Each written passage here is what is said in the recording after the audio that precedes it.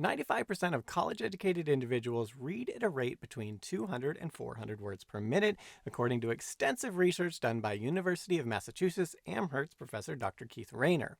However, there exists a small but rather vocal subset of people who insist that they can read several times faster than this using various speed reading techniques. With very little searching, you'll also find many a company claiming that after going through their program or using their app regularly, you can easily read even as many as 1,000 words per minute. So is any of this really possible?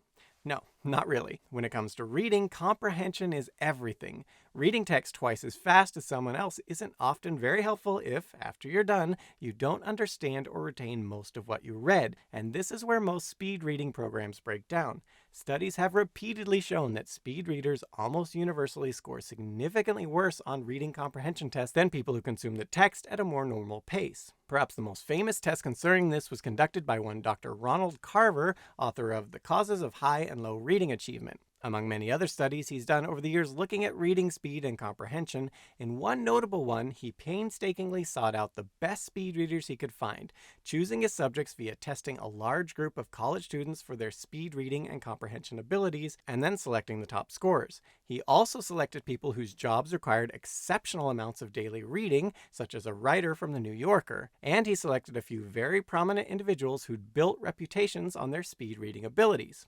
What Carver was hoping to do here was to collect the best of the best among individuals who'd previously demonstrated great aptitudes for speed reading while maintaining high levels of reading comprehension. He wanted to see if they really had abilities much outside of a normal college-educated individual when tested in a scientifically rigorous fashion. It turns out not one of these elite readers could achieve a 75% reading comprehension level, C average, while reading above 600 words per minute. While this is decidedly faster than an average college-educated adult, it should be emphasized again that Carver meticulously screened the candidates in his study to find the best of the best in terms of speed readers.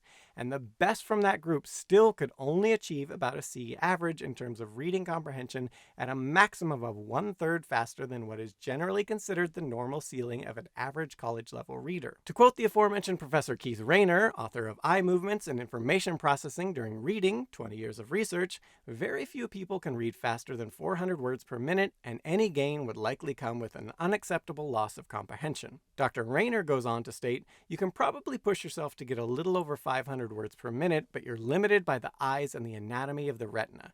To understand text, you need to move your eyes to put the fovea, the part of your eye responsible for sharp central vision, on the part of the text you want to focus.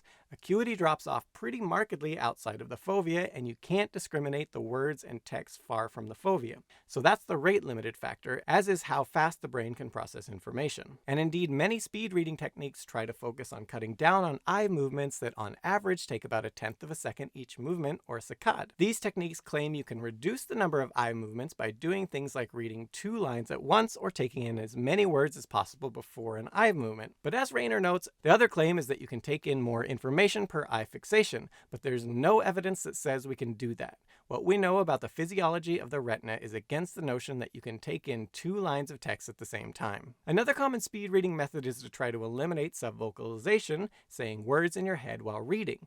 Rayner notes that working towards this end can help, but ultimately, research shows that when you do that and the text is difficult, comprehension goes to pieces. Further, both Carver and Rayner found that completely eliminating subvocalization while reading just isn't possible, even for skimmers. This has been proven via hooking up electromagnetic sensors to the throat.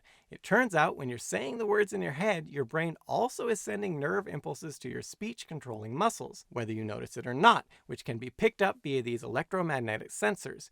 Even the best of speed readers who claim to have eliminated subvocalization have been shown to have this happen.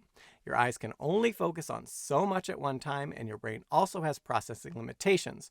Once the words start getting streamed into your brain too fast, your ability to comprehend their meaning and retain anything from them sharply declines. That said, one real method for increasing your abilities as a reader, not to astounding levels claimed by many a speed reading course or app, but at least getting to that upper part of that 200 to 400 word per minute curve, is to work on your recognition vocabulary, your ability to see a word and comprehend its meaning. You can achieve this by simply reading a lot and working at increasing your vocabulary. The increase in reading speed by broadening your recognition vocabulary can even be measured directly via monitoring the aforementioned nerve impulses to the muscles in your throat and tongue. It has been found that when you encounter a word you're not very familiar with, you subvocalize it much slower than words your brain recognizes more readily. The other advantage to a larger recognition vocabulary is reducing the number of times your eyes have to jump back to reread a word or sentence, something that happens a lot, whether you consciously register it or not when your brain encounters difficult or unfamiliar words.